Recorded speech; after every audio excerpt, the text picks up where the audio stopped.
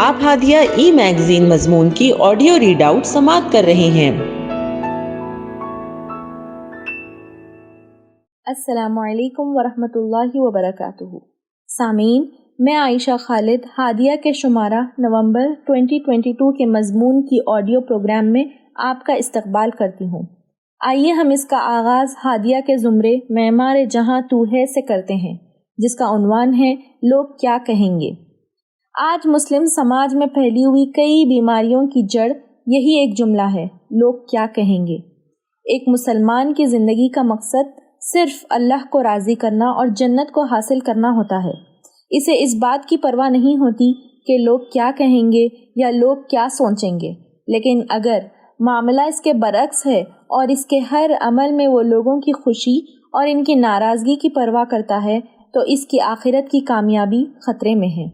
آج مسلمان کی زندگی کا مقصد خوشنودی رب سے ہٹ کر خوشنودی سماج ہو گیا ہے۔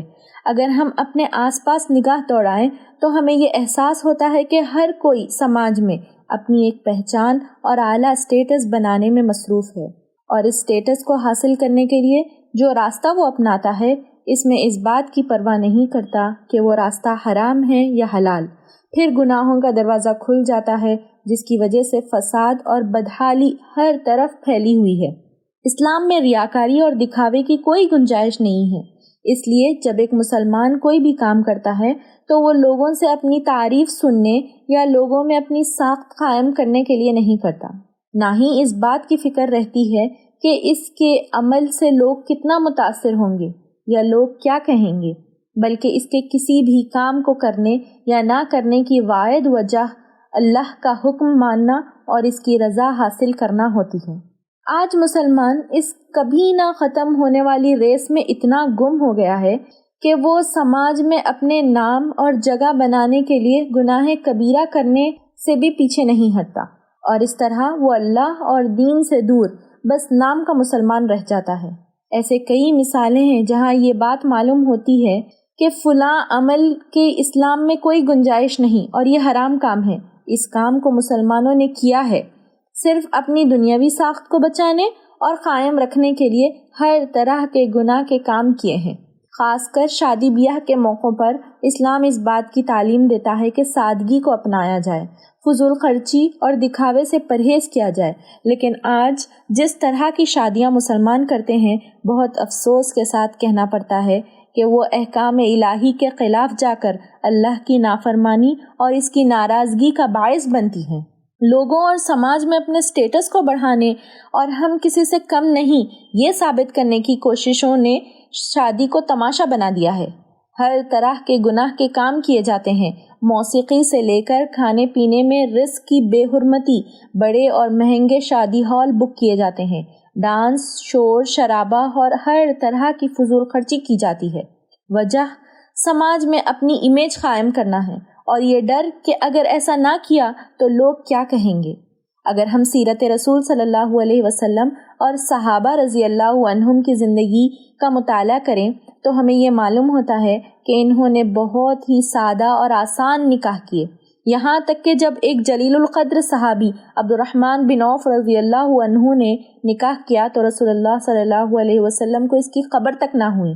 یہ تھا حال ایک ایسے مسلمان کے نکاح کا جس کا شمار مدینہ کے دولت مند آدمیوں میں ہوتا تھا۔ اسی طرح کے سادہ اور آسان نکاح ہمیں سنت رسول صلی اللہ علیہ وسلم کی زندگی میں دیکھنے کو ملتے ہیں۔ انہیں ایسا کرنے میں یہ نہ شرم محسوس ہوتی تھی اور نہ ہی انہیں لوگوں کی باتیں یا طعنوں کی پرواہ تھی۔ انہیں بس فضول خرچی اور بیجا رسموں اور رواجوں سے بچ کر اپنے آپ کو اللہ کی ناراضگی سے بچانا تھا۔ آج نکاح کو اتنا مہنگا اور گرینڈ بنا دیا گیا ہے کہ گھر میں اگر لڑکی پیدا ہو تو گھر والوں کے منہ لٹک جاتے ہیں یہ سوچ کر کہ اس کی شادی کیسے کریں گے۔ آخر ایک مسلمان کی زندگی میں اللہ کے احکام کی اہمیت زیادہ ہونی چاہیے، یہ اسے اس بات کی فکر ہو کہ کہیں لوگ برا نہ مان جائیں۔ ہمیں اپنے آپ کو اور سماج کو بدلنے کی کوشش کرنی چاہیے، اور اس کی شروعات ہم اپنے گھر سے، اپنے خاندان سے کریں۔ جب تک ہم خود آگے بڑھ کر ان نام نہاد رسموں اور رواجوں کو ختم کرنے کے لیے سٹینڈ نہیں لیں گے، تب تک ان رسوم سے چھٹکارا پانا ناممکن ہے۔ آج ماڈرن بننے کے نام پر ہر طرف بےہودگی، بے شرمی اور نت نئے بدعات پھیلے ہوئے ہیں۔ ایک ذمہ دار مسلمان ہونے کے باعث ہماری یہ ذمہ داری ہے کہ ہم ان تمام بے بنیاد اور گمراہ کن رسم و رواجوں سے اپنے گھر، خاندان اور سماج کو پاک کرنے کی کوشش کریں۔ اگر اس کوشش سے ہم نے جی چرایا اور خود ایسی گمراہ راستے پر چل پڑے تو اس کا حساب ہمیں قیامت کے دن بارگاہ الہی میں دینا ہوگا۔ اس چند روزہ زندگی اور دنیا دکھاوے کے لیے ہم اپنی ابدی آخرت کی زندگی کو تباہ نہیں کر سکتے۔ ہمیں اپنی اولاد کے اندر بھی یہ احساس ڈالنا چاہیے کہ ہم اپنی پوری زندگی رضا الہی کی کوشش میں گزاریں۔ ہمیں ہمیشہ ہر کام میں اللہ کی رضا اور اس کی خوشنودی مقصود ہو، اور ہمیں اس بات کی پرواہ نہ ہو کہ لوگ کیا کہیں گے۔ ہادیہ مضمون کی آڈیو سماعت کرنے کے لیے شکریہ۔ امید ہے کہ آپ کو پسند آیا ہوگا۔ ہمیں آپ کے مشورے کا انتظار رہے گا۔ اپنا مشورہ، تبصرہ اور مضامین editor@hadia.in پر ارسال کریں، اور ہادیہ ای میگزین کے مضامین کو پڑھنے کے لیے ویب سائٹ www.hadia.in سبسکرائب کریں۔ انشاءاللہ ہم اگلے ہادیہ ای میگزین کے شمارے سے دلچسپ مضامین کی آڈیو لے کر حاضر ہوں گے۔ تب تک کے لیے اجازت۔ اللہ حافظ۔